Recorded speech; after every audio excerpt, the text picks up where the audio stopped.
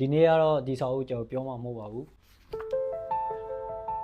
ဒါကတော့ကိုချီမီရဲ့ only one တကောက်တဲ့စာအုပ်ပဲဖြစ်ပါတယ်ဒီစာအုပ်ကတော့ကြောက်ရတစ်ခုဖတ်လိုက်တိုင်းပြန်ပြီးတော့တွေးပြီးတော့ဖတ်ရတဲ့စာအုပ်တွေအိုးဆိုလည်းမမှားဘူးဗျကျွန်တော်နဲ့ဒီစာအုပ်ကတော့တော်တော်လေးကြိုက်ပါတယ်ဒီနေ့ကတော့ဒီစာအုပ်ကျွန်တော်ပြောမှာမဟုတ်ပါဘူးကျွန်တော်တို့ဆန်သားတို့ကသင်ခဲ့ရတဲ့ဘောကဗေဒမှာပေါ့လူတို့ဤလိုအေဆာတာတော့မတန်းနိုင်ဘူးဆိုတာတကယ်လက်တွေ့မှာမှန်ကန်ကြောင်းကိုကျွန်တော်ပြောသွားမှာဖြစ်ပါတယ်โอเคအဲ့ဒါဘာလဲဆိုတော့ဗျာကျွန်တော်ဒီ content creator စလုပ်မယ်ဆိုတော့ကျွန်တော်စေးစားလိုက်တယ်ကင်မရာပဲဝယ်ရမလား laptop ပဲဝယ်ရမလားဘာညာပေါ့ဗျာဒီလိုနဲ့အတွေးတစ်ခုပေါ်လာတယ်အဲ့ကျတော့ iPhone 60 Pro Max ဆိုတာလည်းပေါ်ကားစားပဲရှိသေးတယ်အဲ့ဆိုတော့ငါဒီကဝယ်လိုက်မယ်ဖုန်းတစ်လုံးနဲ့ပဲငါသုံးမယ်ပေါ့စေပြနိုင်လောက်တယ်ပေါ့ဖုန်းတစ်လုံးရရင်ရပြီဆိုပြီးတော့60 Pro Max ဝယ်လိုက်တယ်ပြီးတော့တစ်လနှစ်လလောက်လဲကြာရောကျွန်တော်ဒီဖုန်းတစ်လုံးတည်းနဲ့ပဲဘယ်လိုမှအဆင်မပြေတော့ဘူးလိုအပ်ချက်တွေအများကြီးရှိလာတယ်ဗီဒီယို edited လုပ်တဲ့ခြေကြရဲ့ဒီမျက်လုံးနာတာတို့ဘာလို့ဖြစ်လာတယ်အခြေကြကြီးလုံးမလုံးနိုင်ဘူးဘာလို့ဆိုဖုန်းက screen လက်သေးတယ်အဲကြောင့်မို့ခုနပြောတဲ့အတိုင်းပဲလူတို့လိုရစားတာတော့မတတ်နိုင်ဘူးဆိုတာခုနကျွန်တော်ဒီဖုန်းတစ်လုံးတည်းနဲ့ပဲစေပြေပြီဆိုပြီးတော့ဝယ်ခဲ့တာအခု note တစ်ခုပေါ်လာပါတယ်အဲ့ဒါကတော့ laptop ပါပဲကျွန်တော် video editor ကောက်ကမမော်လုပ်နိုင်ဖို့တကယ် quality ရှိတဲ့ video တွေကျွန်တော်လုပ်နိုင်ဖို့ကျွန်တော်တော်တော်လေးလိုအပ်လာပါတယ်လိုချေတာမဟုတ်ပါဘူးလိုအပ်လာတာပါအဲ့ဒါကြောင့်မို့ကျွန်တော် laptop ဝယ်ဖို့ဆိုပြလိုက်ပါတယ်ဗျဒါပေမဲ့အဲ့ဒီကြားမှာအခုချက်ချင်းတော့ဝယ်နိုင်တဲ့ခြေနေတော့မဟုတ်ပါဘူးကျွန်တော်တို့သူများနိုင်ငံမှာလက်ခစားလာလုပ်ရတာဖြစ်တဲ့အတွက်3-4လလောက်ဒီ laptop အတွက်လုပ်ပြီးတော့စုခဲ့ရပါတယ် laptop ကတော့ဒီနေ့ပဲဝယ်လာတာဖြစ်ပါတယ်ဗျကျွန်တော်က test reviewer လည်းမဟုတ်ပါဘူးဒါပေမဲ့မှတ်တရဖြစ်နေအောင်လို့ဒီဗီဒီယိုနဲ့အပေါ်စေးလုံးမှာဖြစ်ပါတယ်တကယ်ဇာတ်လိုက်ကတော့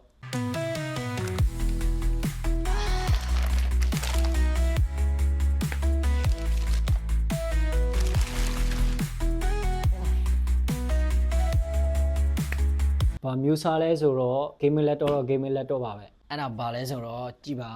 ဒီမှာပါဗျ touch gamer laptop ပါအဆူက Asus လား Asus လားဘယ်လိုခေါ်မှာတော့ကျွန်တော်လည်းတိကျမသိဘူး gamer laptop ဖြစ်ပါတယ်ကျွန်တော်တော်တော်လေး YouTube မှာလေ့လာပြီးတော့တေချာလေးဆက်စစ်ပြီးတော့ရွေးချယ်ခဲ့တာဖြစ်ပါတယ်အရေးဆိုကတော့ကျွန်တော် MSI ဝယ်မလို့ပါပဲဒါပေမဲ့ MSI နဲ့ဒီကောင်နဲ့ share လိုက်တော့ကျွန်တော်စိတ်ထဲကဒီကောင်ပို့ပြီးတော့သဘောကျတယ်လို့ဖြစ်တယ်ကျွန်တော် video edited အတွက်ရောပြည့် game ဆော့ဖို့အတွက်ရောတော်တော်လေးကောင်းမယ်လို့ထင်တယ်ဗျအဲကြောင့်ဒီကောင်ရွေးချယ်လိုက်ချင်ဖြစ်တယ်ပါတယ် okay let's go to about it ဖွင့်မယ်ဗျာpackage ကတော့ package ကတော့မြင်တဲ့တိုက်ပါပဲတော်တော်လေးမိုက်ပါတယ်သူရဲ့ tag logo design အထက်မှာလည်းပါတယ်ဗျဇာတ်လိုက်ကတော့ဒီမှာပါဒီကခဏထားလိုက်မယ်မကြည့်သေးဘူးဒီတော့ဘာပါလဲဆိုတော့တစ်ချက်ကြည့်မယ်ဗျ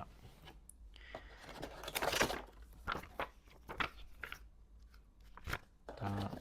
ဘယ်တော့မှမဖတ်တဲ့စာအုပ်တွေပါထား gaming ဘယ်တော့မှလည်းမဖတ်ပါဘူးဒီရတယ်ကျွန်တော်လည်းမဖတ်ပါဘူးအဲ့လိုရပြီးတော့ခုကြည့်ပါမယ်ဘာလဲဆိုတော့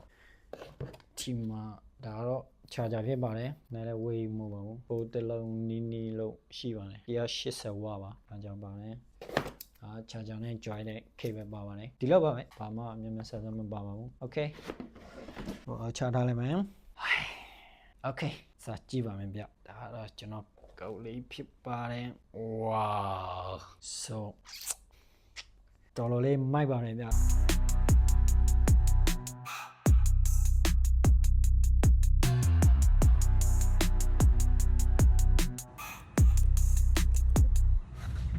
ဒီရောကျွန်တော် favorite color ပါ dark black ဆိုတော့ဒီရဖြစ်နေလို့ဝယ်တာဗျရှည်လေးပဲအမဲရောက်ကျဲလို့ဝယ်တာဒါပဲဒါတော့ပထမဆိုကြပြချက်ပေါ့ okay here we go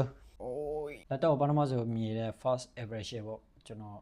မြည်ရတော့ဒါလာရော design ဘိုင်းနေနဲ့ရောဒီ gaming မှုကိုတော်တော်လေးပေးနိုင်တယ်ဗျသူနဲ့ share တဲ့ကောင်ရှိတယ် MSI တို့ HP တို့ Lenovo တို့ Philips ကတော့ကိုစိတ်ကြိုက်ရွေးချယ်ထားတာဖြစ်တဲ့အတွက်ပြောစရာမလိုဘူးပေါ့သဘောကျလောတာထက်ပိုတယ်ဗျာဒီကောင်ကြီးကိုမဝယ်ခဲ့တဲ့ကတော့စားမွေအိမ်မပြောနေဖြစ်နေတာကိုကတော့တကယ်လဲရပြီဆိုတော့ okay ဖွင့်ကြည့်ပါမယ် so fuck RGB key တွေနဲ့ပါမြင်တဲ့အတိုင်းပါပဲတူကတော့ဒီဒါတွေကတော့ plastic နဲ့လောက်လာတာပေါ့ဒါပေမဲ့ဒီ keyboard တစ် white ဒီမှာတော့ metal နဲ့လောက်လာတယ်တော်တော်လေးလဲမာတယ်လို့ပြောရမယ်ဗျသိပြီးတော့ aggressive မဖြစ်ဘူး ကြည့်တာနဲ့ဒီ gaming laptop တလုံးအပြည့်မှုကိုပေးနေတယ်ပေါ့တော်လေးလည်း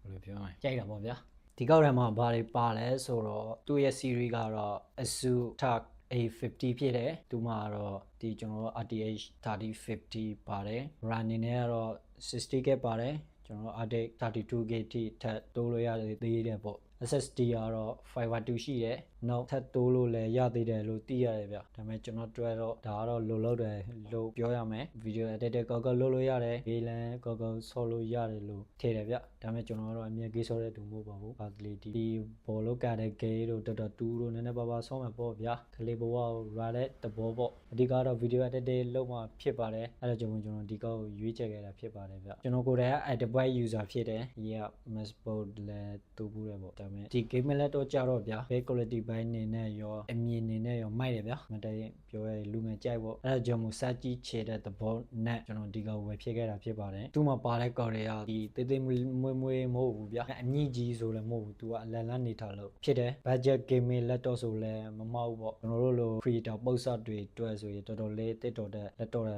ပါပါတယ်ဗျအဲ့ဒါကြောင့်မို့ကျွန်တော် video ဒီထက်ကောက်တာတွေလွတ်သွားဖို့ရှိပါတယ်ကျွန်တော် Facebook page နဲ့ YouTube channel ကို like and subscribe မလုပ်ရသေးရင်လုပ်သွားပေးဖို့ညနေကျွန်တော်တောင်းဆိုပါရစေဗျ